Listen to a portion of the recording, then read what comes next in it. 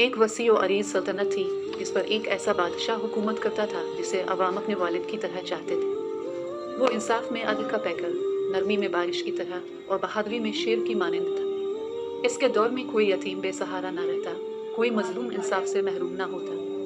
हर रोज वो आम लिबास पहने कभी बाजारों का चक्कर लगाता, कभी गांव का रुख करता ताकि अपनी आंखों से देखे कि रियाया खुश है या नहीं। इसके इस अमल की वजह से लोग इससे वालेहाना मोहब्बत करते थे।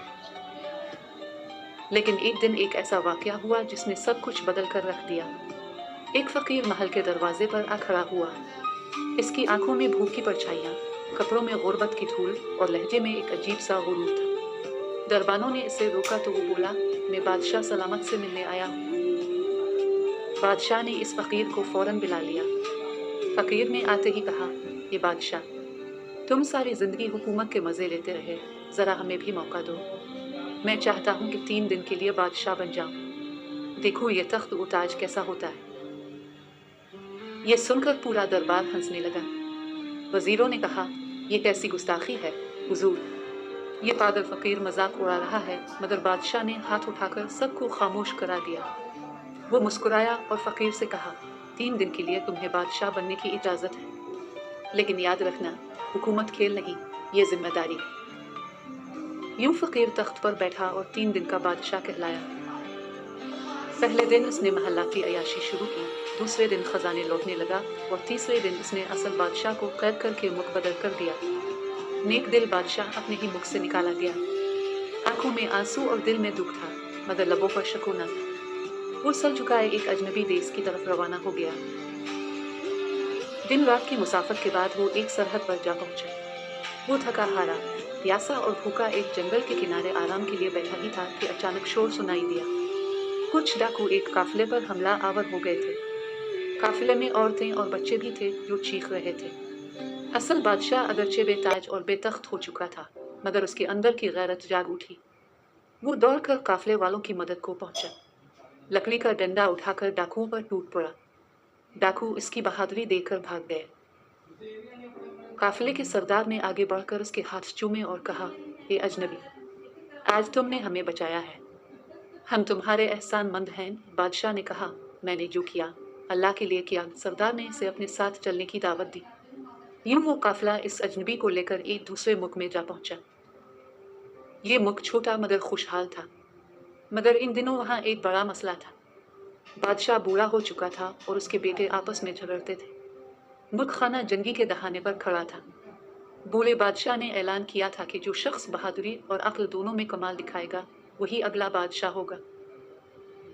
काफिले के सरदार ने दरबार में जाकर बताया कि किस तरह एक अजनबी ने उनकी जान डाकुओं से बचाई। दरबारियों ने फौरन उसे बादशाह के सामने पेश किया। बूढ़े बादशाह ने जब उसकी गुफ्तगू सुनी तो महसूस किया कि ये कोई आम शख्स नहीं। इसकी आंखों में इल्म की रोशनी, लहजे में वकार और दिल में इंसाफ की आगाही है। बूढ़े बादशाह ने इसे कई आजमाइशों से गुजारा। पहले कहा कि बाजार जाकर ईद झगड़े का फैसला करो। इसने निहायत इंसाफ से फैसला किया, कहने वाला भी मुतमईन, सुनने वाला भी। फिर कहा कि फौजियों को संभालो। इसने इनमें नज्म व ज़ब्त कायम कर दिया। आखिरकार बादशाह ने ऐलान किया, यही हमारा अगला बादशाह होगा। यूं निकाला गया बादशाह अब एक नए मुल्क का हुक्मरान बन गया। उसने वहाँ भी इंसाफ कायम किया, यतीमों की कफालत की, बेवाओं को सहारा दिया और जालिमों को सजा दी। लोग इसे दिल से चाहने लगे। उधर उसके पुराने मुल्क में वही फकीर बादशाही कर रहा था, लेकिन चूंकि उसे हुकूमत का कोई शऊर न था, वो सिर्फ अयाशी करता रहा। खजाना खत्म हो गया, जुल्म आम हो गया, रियाया भूखी मरने लगी। लोग इसके खिलाफ उठ खड़े हुए। महल के दरवाजे टूट गए, तख्त उलट गया। वो फकीर जो 3 दिन के लिए आया था अब जिल्लत की अंधेरों में डूब गया। रियाया ने फिर कासिद भेजे और कहा, हमारे असल बादशाह को वापस बुलाओ, हमसे गलती हो गई थी। असल बादशाह अपने नए मुल्क के तख्त पर बैठा था। जब उसे खबर मिली कि उसकी पुरानी रियाया उसे पुकार रही है तो उसकी आंखों में आंसू आ गए।